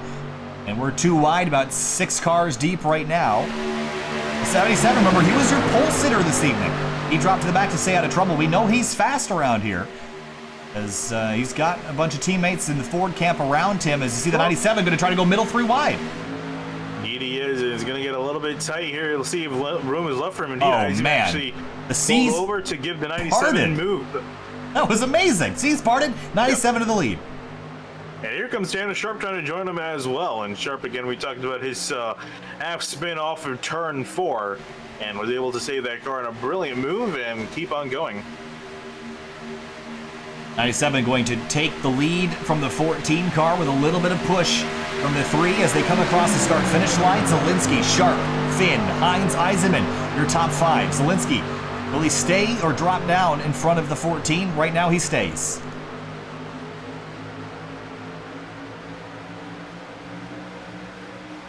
And getting a great run off the corner. I'm curious to see if Sharp and Zielinski are going to be able to clear Kevin Finn here. And potentially move themselves to the bottom, but Finn's still pretty strong on the inside of the lane. Here comes close to Nathan Velez, too, in the 48. Velez and the 5 of Sam Close have kind of been in and out of the top 5 tonight. I haven't really seen them be the dominant force that you probably need to be to win one of these races. And I think it's going to be a familiar name up front, at least some of the drivers that we've seen up front all night long. I don't think anyone's going to sneak up here and steal one, but it's always possible. It's Talladega. That's kind of the point of the place. Closing in on 20 laps to go. Zielinski, Finn, Sharp, Hines, Velez that time through the top 5. Got a lap car, I bet, from these drivers, and it's Chad Frankenfield in the 18th. Now you see him coming off turn 2. Last time he was a lap down earlier in the race. He stayed on the bottom of the racetrack, made everyone go around him. We'll see if that's the case again this time. He's still 2 laps down, so he's basically just where he was before. Yeah, and he actually, so he took the green coming off of pit road, which is why he's so far back from the leaders. Field exits turn number 4 and heads back to the start-finish line. They're going to catch him at exactly the same place they caught him the first time, through the tri-oval here, maybe just after it. A long way around they will go again. Oh, and Zielinski might have tried to pinch the 14 Kevin Finn in behind. That could have been disastrous. They had to do the tri-oval, but around the 15 they will go. Tucked back in line. That was fairly seamless there. Kevin Finn noses back ahead. He takes the lead at the exit of turn 2. It's a car length. And now it's going to close right back up to half a car length as the 87 tries to draft back up. But the 97 and 3 are working so nicely together. Those 2, you picked the 97, I picked the 3. I think we both made pretty decent picks. The question is, can they make it to the end of the race? And the 3 cars had awful bad luck, but so was the Zielinski, for that matter. Knowing the way things go, I have a feeling they're probably going to end up taking each other out. Yeah, probably. Yeah, so hopefully that doesn't happen. Has one of our picks ever won a race? No, probably not. we should stop picking drivers, I think, is what we really should do. I'll also made to fill empty time. I don't know what else to do. That's always my, we're coming to the restart, I run out of things to talk about sentence. So, you pick a driver. Also, can I just say how awesome the green on the 3 car looks? That is just such a cool looking car. Really needs a spec map. It just needs a spec map. Yeah. They're a nice shiny metallic green on the front. Oh, really nice. Said that like Kermit. Green. I don't know how he talks, whatever. You know what I'm talking about. 20 laps to go at Talladega. Kevin Finn leads the way, and he has led only 3 laps tonight. Yeah, again, just come up in the front. Same story pretty much as Richard Hines. Not been a bit of a non-factor for most of the day, but here in the later stages, trying to take the lead away as Zielinski gets a great run off of the tri-oval. Same thing at Tanner Sharp. They're almost both able to clear that 14. 97 certainly will. The 3-car still pulling even as they exit turn number 2, and now the clock begins ticking. Taking a look at my estimation on my timing and scoring, 15 minutes left in this race, give or take a few. I mean, that's not a lot of time. Also, we have not heard from Matt Gruenberg. I know he just spun out, but James Miller we haven't really heard from tonight. McEvoy and Delicado's been very conservative. Now is the time to start going because you're going to run out of time to get to the front, especially when they start racing each other harder than they are now. Yeah, I mean, for that being said, though, for Gruenberg's case, I don't think he really needs to go much of anywhere. Well, you criticized me earlier for not saying you didn't want to be a lap down, and now you're saying, oh, you can sit back there and... Well, the reason I'm saying that, because the main driver is trying to fight in the championship at this point, is his teammate James Miller, who's right in behind him. And especially once this race starts to get really hairy here at the front, as these guys double file up. I mean, the only other driver he's got to compete with to that respect in third is Drew Eisenman, 19 points back, and Eisenman running in the top 6 at the moment, third on the inside lane. I know this looks orderly right now, but inside the cars, it is very much not orderly. I'm just right on board here. It's so tense. It's so mentally draining to run, even just side by side here. You're constantly taking input from outside the windshield, in the mirrors. And this is so taxing on these drivers. And we still have 18 laps to go, make it 17 as they cross the line. It is a long time to do this flawlessly. I predict a caution in about 10 laps time, maybe sooner. Yeah, this year they've gotten, as you're saying, more double foul, not necessarily orderly, but it looks like I'm just kind of waiting here. When are we going to see that third lane form? We were talking about Zelensky. He's been loving that third outside lane, but unfortunately he's leading what's currently the outside lane at the moment, so nowhere for him to go to form that up here to see who on back's willing to try it out and move themselves to the front here in these closing laps. Again, we've seen a lot of drivers leave some pretty big gaps on the top side and the bottom side. Everyone's following the lanes very evenly right now. Towards the end of the race, I think it's going to be a little bit more chaotic. I would not be surprised to see someone use the middle to go to the front. We've seen that happen a bunch of times because it catches everyone off guard, because no one usually goes for the middle. It's usually a place that you get put by accident. When someone goes to the middle, it surprises you, especially if they have a big run. And that could be the key to winning this race. The only problem, I think, with that going up the middle is, the guys now on that outside lane now just coming down and blocking off. We saw these guys giving each other room earlier on, but I think now that's kind of starting to get thrown out of the window here. Yeah, I think I think it'll be a bit dicier as the race goes on. But I think someone will try it. It might end in disaster and cars upside down, but they might try it. I mean, everything at the end of the race involves cars upside down, but that specifically.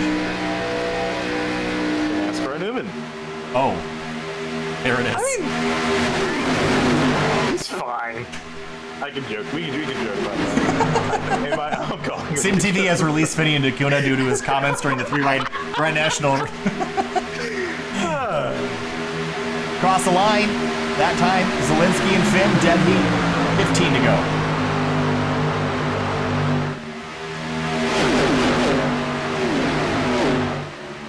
Sunlight here, absolutely gorgeous as they come through turn number 2. I have not seen a lot of bump drafting. It is going to start soon, and that is where we will see our caution as the 3 pulls right up to the bumper on the 97.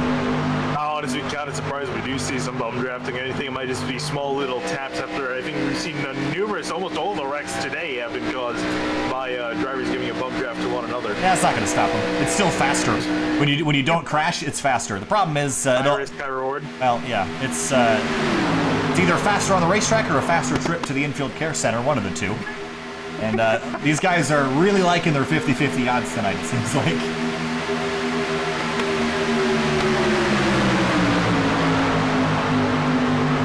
Also, the dark horse, the 87 of Richard Hines, up in third. Yeah, only problem for him, he's pretty much boxed in on all fronts, and even the to the left, he's got the apron, can't really go below them there. So he's kind of stuck in line. He can't really go anywhere. Again, try to go up the middle, but I don't think Richard would be that risky. Let's see though, might change that. Well, again, Zelensky's been leaving plenty of space.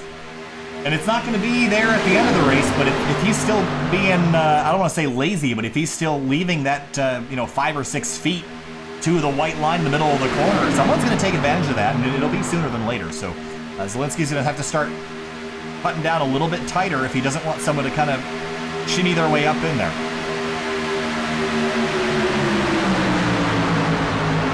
14 laps to go. About 10 minutes worth of racing remaining. Kevin Finn is out in front. He has led 4 laps. Richard Hines has led none. Zielinski in the 97, he has led 16. But Tanner Sharp, he's also led 16. So those 2 drivers equally as good. Big slide by the 97 as the 87 goes wide of the corner exit. Real dicey there. Yeah, I was following Kevin Finn, almost ended up during the 97. That got really dicey. And again, we're going to start seeing more and more that guys cutting each other off, because now every position is going to start to matter more and more. So remember earlier when we said that there might not be a caution? What do you think? You think we go green?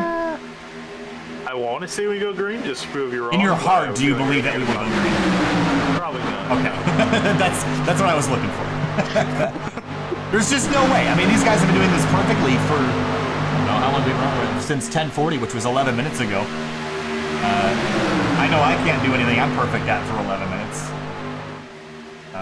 That could be taken so many ways. Never mind. Can we scratch that? Back that up a little bit? Yeah, if we can. As, Thank you. There's a lap down approaching the field's approaching him. Getting me back on track. Pretty quick, right? Vinny is a professional. As we go into turn 3. Coming to 11 laps to go now, as you mentioned. 97 Zielinski tied with the 3 car for leading 16 laps. But also our pole sitter, Drew Eisenman. He's behind the 87. 3 Fords lined up on the bottom. I like that combination. And here comes Phil past the 84 back there. He's going to stay out of the way and not be a factor here in these closing laps. And this is definitely the calm before the storm here. Oh, absolutely. As everyone's so orderly. So orderly. We're getting a little bit lazy with their lines at the exit. Oh, look at the 97. Ooh, so he left the middle lane open, but why? What strategically, what was the reason for doing that? I don't know, maybe trying to beat someone to go to the inside? I have no clue, honestly. Let's take another look at it. This is at the exit of turn number 2, as they came up off the corner. I think he saw Kevin Finn come up, but I think he was just giving room, just in case something. Left it there for a long time. That was pretty tight there. We go back live as they come across the tri-oval. Oh, the 48 and 5 almost get together. 3 wide up the middle, the 77 on the bottom. The 5 and 48 come back together, almost touch as they cross the line. 10 laps to go from Talladega. That was a really good run off this corner. However, he gets to the corner, and he's actually got someone in behind. That's Brent Miller, who immediately leaves him out to dry. And Close is now going to drop to the back of the pack. Oh, 48. Almost had the back end hanging out there at the exit of the corner. The 5 car still outside of the 89. Side by side for the race lead. 14, 97, 87, 3, 77. That's your top 5. Look at the 51 during the 15 into turn 3. And Delicato, where did he come from? He has not been inside the top 10 all day long. He started second, dropped him out immediately at the start of the race. He wants back in now, but it might be too late if he wants to work through this without getting involved in a wreck. It's a hard job to make 9 spots up in 10 laps. He's got the channel as in a rookie Bobby and try to get himself to the front here in these closing laps. I think doable. It's going to be easier said than done. Oh, he might need more like Lightning McQueen skills here, as he's going to have to ride the fence to get around him. He's going to go for the 3rd lane. He's got the 5 car tucked in behind him. He might be able to help him to the front. Meanwhile, at the front, Zielinski has been chipping away at the 14, but he has not really made a lot of ground. The 3 car still behind him. They have not been pushing aggressively, but they will start to as we close in on 8 laps to go this time. Look at the 51 with a big run coming up from 9th to 7th. Looking for 6th now on the 48. I'm curious to see this 3 or the 97 pull out a line and defend from these two. Because now that they got 2 cars, 1 car doesn't work, 2 cars definitely can here. As you can see, he'll be easily gaining momentum on that outside. Through the tri-oval, 8 laps to go. The 3 car swings up in front of the 51. He'll pick him up. The 97 sucker hold in the middle. 14, 97, 3, each leading a lane. Bottom, middle, top. 8 to go at Talladega. Sharp almost clear of all 3 lanes on the outside, and Delicato had a little bit of a look to the inside, almost got into the quarter panel of that 3. I am so impressed with the 51 carving his way on the outside with very little help from the 5 car. Look at this pack. There's about 10 cars on top of each other as they rocket down the back straightaway, 190 miles an hour. 3 car, Tanner Sharp, he gets a shove to the lead from the 51. Nick and Delicato scored 2nd. That's where he started. He has not been there since lap 2. It's lap 68, and now he's in contention. 75 car in the wall, Donovan Smith gets off. No harm, he'll continue. Whoa, almost 4 wide off the corners. Donovan Smith, Nick and Delicato almost pulled to the inside, I think, trying to avoid the 3. That got dicey for a second. Zielinski in the middle groove. He's got help from Nathan Velez in the 48. 7 laps to go. 3 wide, 2 rows deep. look out, his engine's actually running hot. I've been seeing him look for some clean air, and that's telling me that he pushed a little bit too hard, a little bit too early. He's starting to lose that momentum here. And you have to time this right, because those engines do get hot, and you can't blow your engine if you're not paying attention. Now down the backstretch. This is where the bumping is going to get really dicey here. They're riding on board with the 5 of Sam close behind the 48. Look at the 51. Pushing the 3 car. Watch out for the hook. Could send him across the field and create a big mess. Coming to 6 laps to go. I think this is probably a better time than any to point out. Remember, for a 3-way, they have a unique rule. You can go below the yellow line on the white flag lap only. And we've seen that come into play in the past. I have a dirty feeling it's going to come into play here. What are they going to try, 6 wide? I don't know what else you can do with this racetrack. They're going to have to pay more. Oh, that's getting real tight as they come across the start-finish line. 6 to go. 3 wide, 3 rows deep, 10 cars. This reminds me all the way 2012 fall Talladega, Finney, and how much of a mess that was at the end. We got too many cars running and too many laps left to go. I don't think we're all going to make it back. You can basically toss a penny in this mix, and whoever comes out with it on their tire could win this race. Who knows? It's a mess.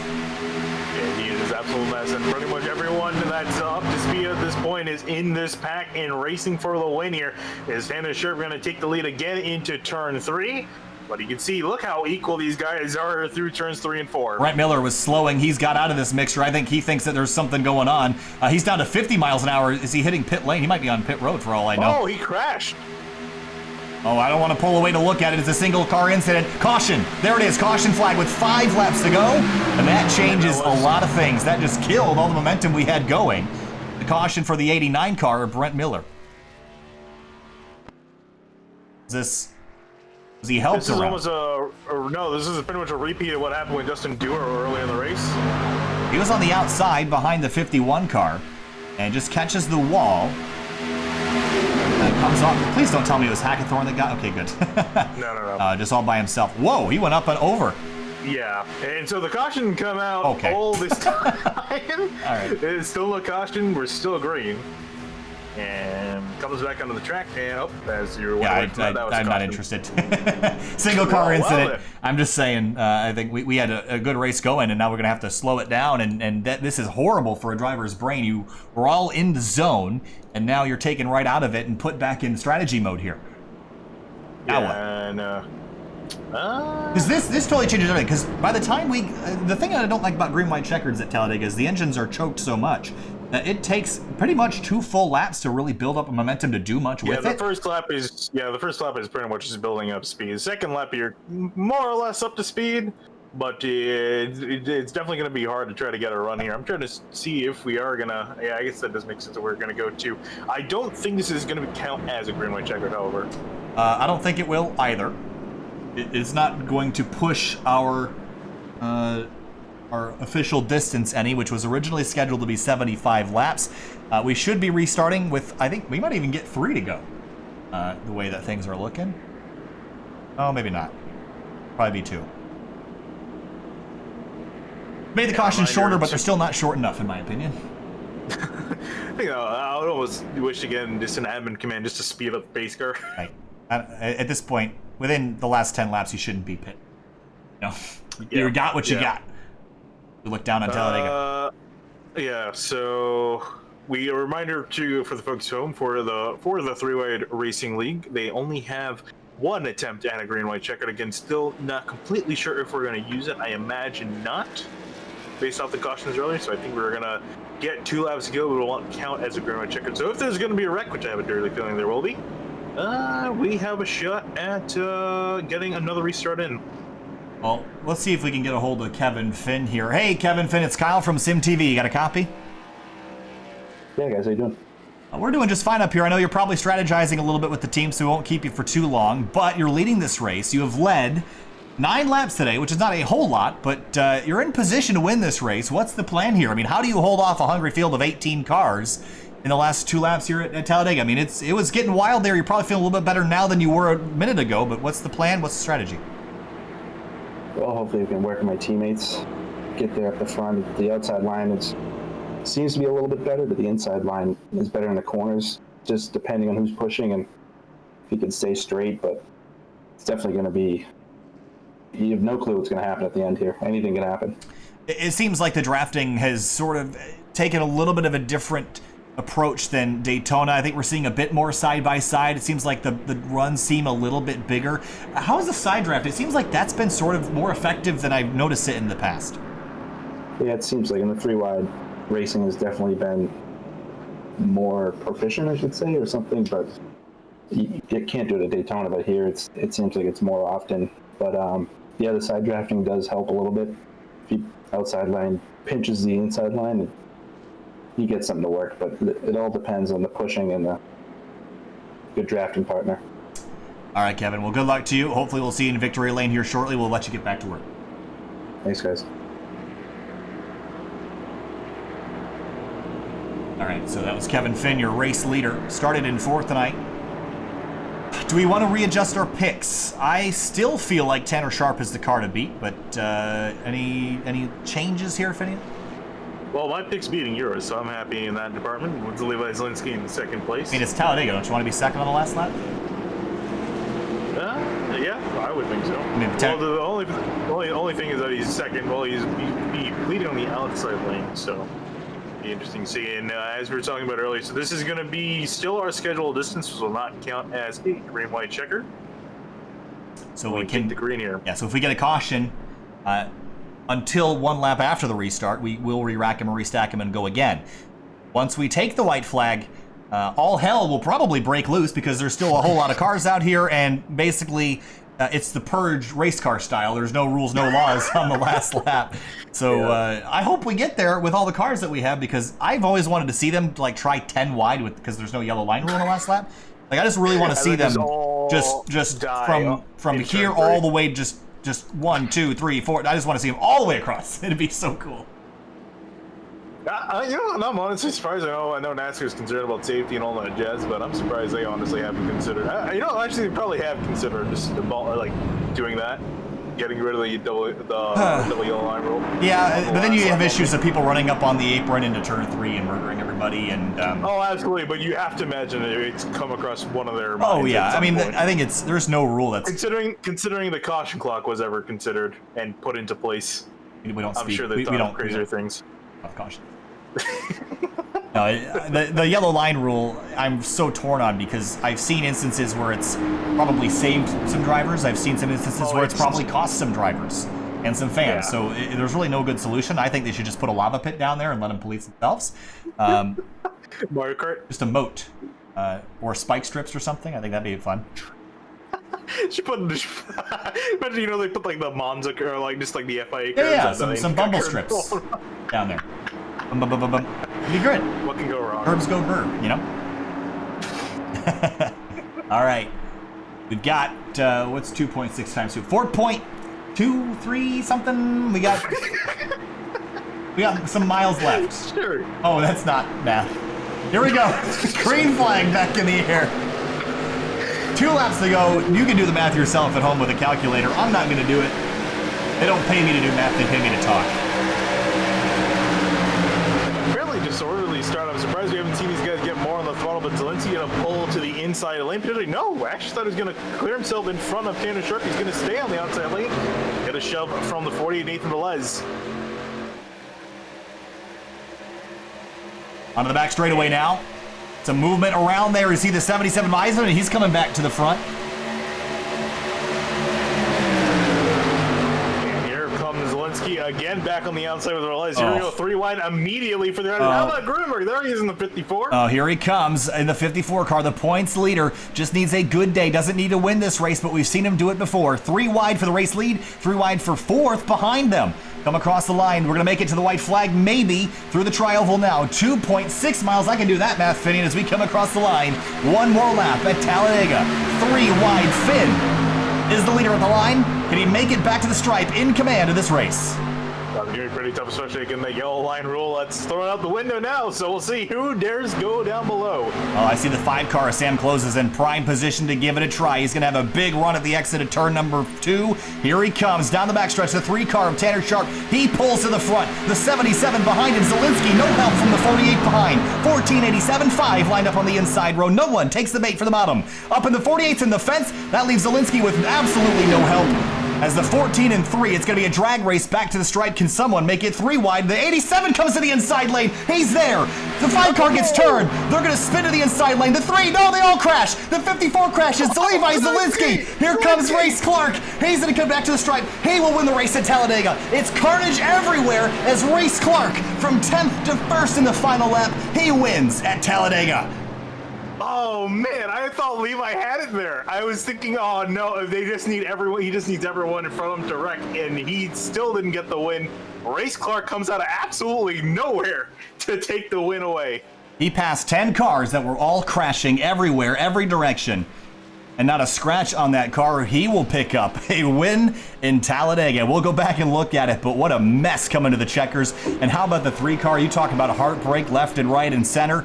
Leading into turn 3, finishes 11th. If that is not just what his season has been, I don't know what has been. But for Race Clark, what an amazing drive-through. We're going to spend plenty of time looking at replays, so don't go anywhere. We just want to catch the winning celebration by Race Clark. Has he ever won a race in 3-wide competition, Finney? I think this may be his first. I feel like he has, and not only that, I'm pretty sure it was at a super speedway. I have to double check. It might have been. It might have been at Daytona. I have a feeling. Let me check. Try to get it down through the grass and celebrate. What a drive. We did not really talk about him all day today, but he was in the right place at the right time. And he will celebrate. You know how many laps he led today, Finian? 1. Yep.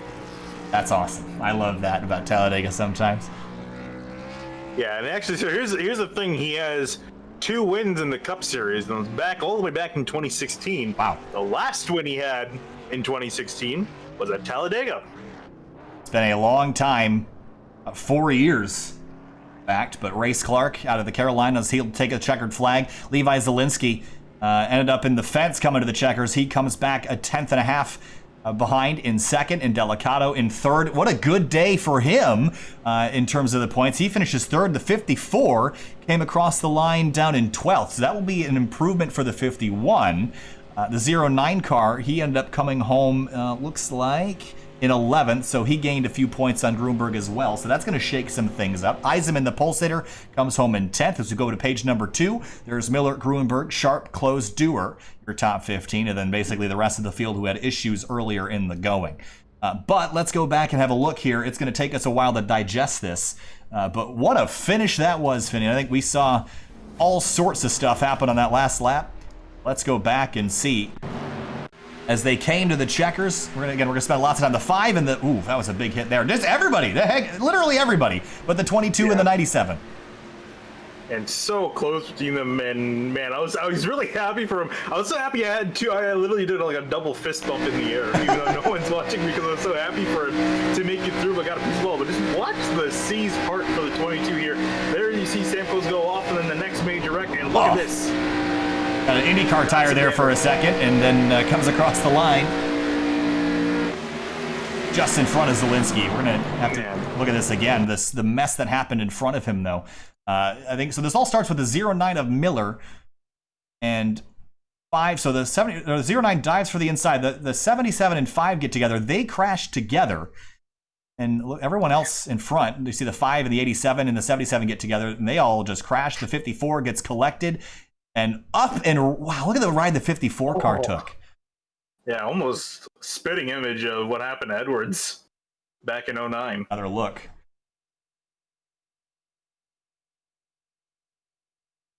So the lightest it touches, the 14 gets turned. The 54 and the 21 get real acquainted with each other. And up on top of the safer barrier, airborne, 4 tires off the ground. Rolls back down and gets, behind him. That was the 48. They got absolutely obliterated as he slid across the line.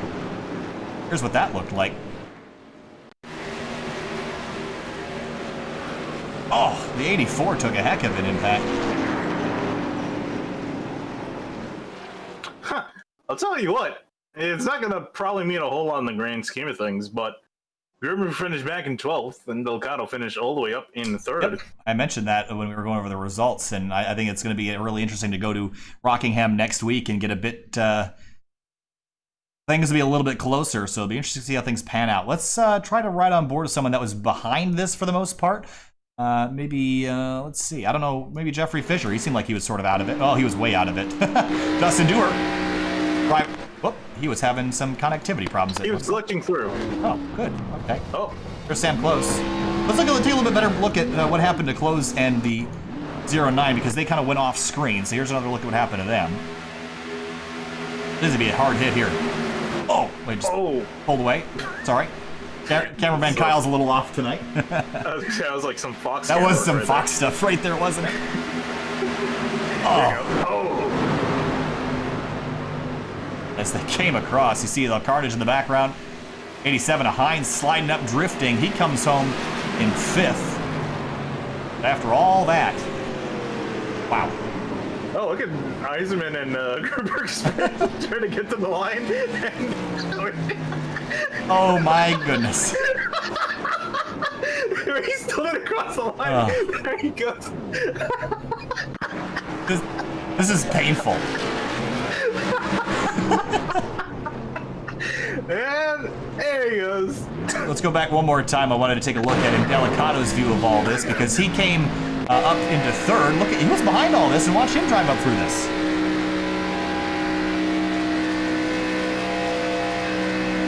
Yeah, it's really fortunate to be in that position. Just drive through all the carnage. 87. Whoa! Whoa!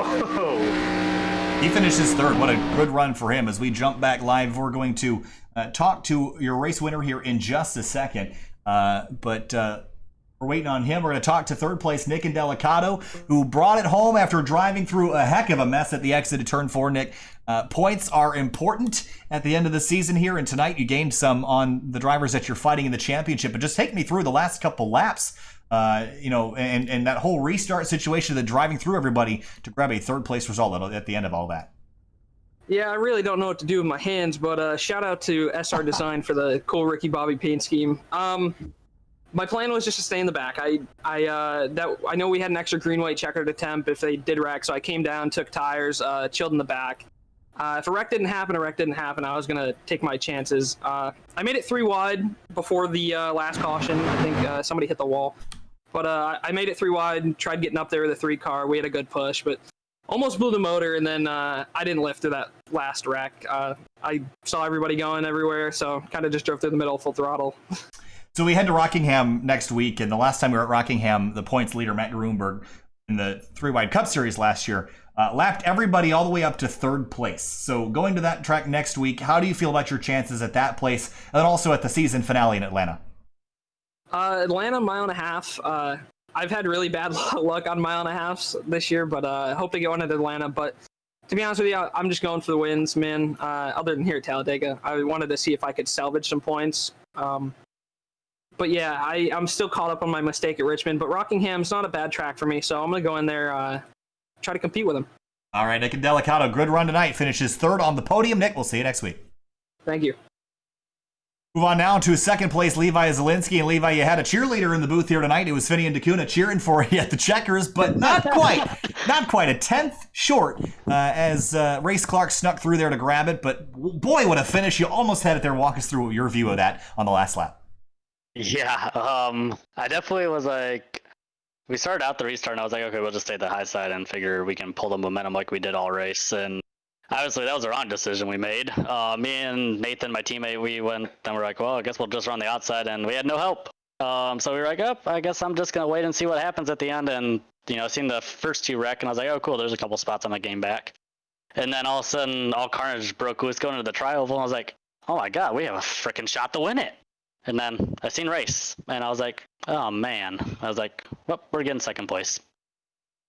I know that it probably stings to come up just short, but you ran really, really well tonight. And taking a look at your race, you led 20 laps, which is almost a third of this race. So you have to feel pretty good about your performance tonight. Looking forward to Rockingham. Do you think this will give you some momentum going in there? Oh yeah, most definitely. Rockingham's one of my favorite tracks actually on the game, or on the simulator. It's not a game, Levi. I know, god dang game. But anyways, like Rockingham's probably one of my favorite tracks. It just takes a lot of rhythm, takes a lot of easy on the brakes and getting into the corner nice and smooth. It's a real old school track to where you have to do the old school method like Mark Martin rolling in and rolling out. So I think we have a really good chance there. Obviously tonight's strategy was just, try to get out there and get a win. I mean, we were aggressive all night, and I'm sure the broadcast seen that. I mean, we probably didn't make no friends out there, that's for sure, but we had a lot of fun, and it's awesome for Race to win the race. I mean, if I had to lose anybody, it had to be Race. Levi, congrats on a P2. Thanks for talking to us. We're looking very forward to next week. Rockingham's a fun track to race on, a fun track to watch. Good luck to you there. We'll see you there.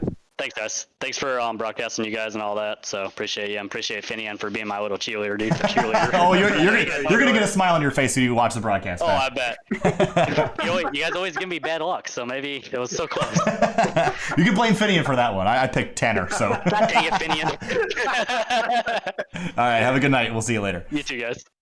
All right, Race Clark. It has been a while. It has been 4 years since Race Clark got his last victory at Talladega, and race tonight. You win the race.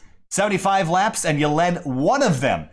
For about 10th coming back to the checkers. You came through and passed Levi by 1/10 of a second to win the race.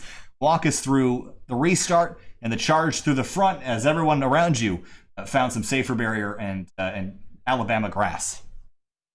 Man, let me tell you, those two cars wrecked to the inside. I was like, all right, 7th place. It's been a good race. We'll take it. And then all of a sudden, I don't even remember what happened. I just remember like, oh, I'm just leading now. And then I won the race. I just started like I felt bad because Kevin, Drew, and Richard all got in the wreck, and meanwhile I'm here like speechless. But I held it flat, and then all of a sudden I won the race. I mean, that's how it works in Talladega. Guess sometimes you hold a flat, win the race, but I mean, that's got to give you so much confidence and energy heading into next week. We head to Rockingham, which is a really fun track. It's very, very bumpy, very technical.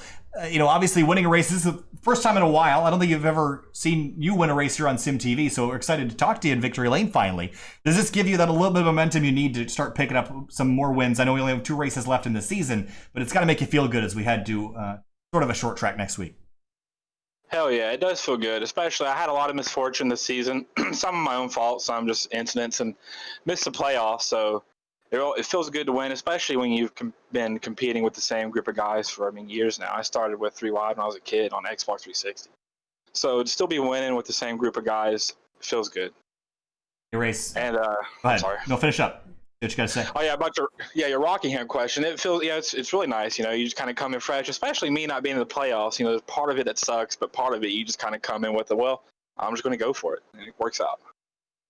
Race, thanks for talking. I want to let you have time to talk because obviously wins are not easy to come by, and even at Talladega, it is hard to win one of these things. And you led 1 lap tonight. It was the one that counted with the checkered flag. So Race, huge congratulations to you, and we'll see you next week at Rockingham. Hopefully, you can go 2 for 2.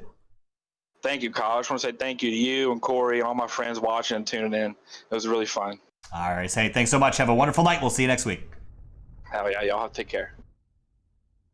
All right, Finney, that wraps things up here tonight. What a race. Talladega never disappoints, especially not with these cars. Some carnage here and there, especially at the end, but we knew that was going to happen. But Race Clark comes through for his first victory since I graduated high school. Yeah, that is actually, wow, that really does put in perspective how long ago that was. Yikes. But yeah, no, some really great racing in general, especially coming up to the last caution that we had. These guys are 3 wide and racing properly. I didn't see a whole lot of shenanigans through there, and it would have been interesting to see how the race would have finished had they kept that. Probably still would have seen some carnage, but these guys did an excellent job tonight. And also, just again, we always love that little bit of carnage at the end of the Talladega race. Getting a winner that hasn't won in quite a while, Race Clark, and for Zelinsky and Delgado, great finishes for both of them as well. That's going to do it for us tonight. Thanks so much for watching. The next Sim TV event will be on Winding Road Magazine's YouTube channel. The Spec MX5 Sim Racing Challenge, 8:25 p.m. Eastern, Wednesday night. It'll be Thursday, SCCA Hoosier Esports Super Tour action from WeatherTech Raceway Laguna Seca. That will be at 9 p.m. on the SCCA official channel. Friday, Washington, D.C. Region SCCA iRacing League action from Road America. That will be right here on Sim TV on Friday. Saturday, Outsider Racing League heads north of the border to Bowmanville, Ontario, and Canadian Tire Motorsports Park as they trudge closer and closer to their end of season. Thanks so much for watching. We'll see you later. Have a wonderful night.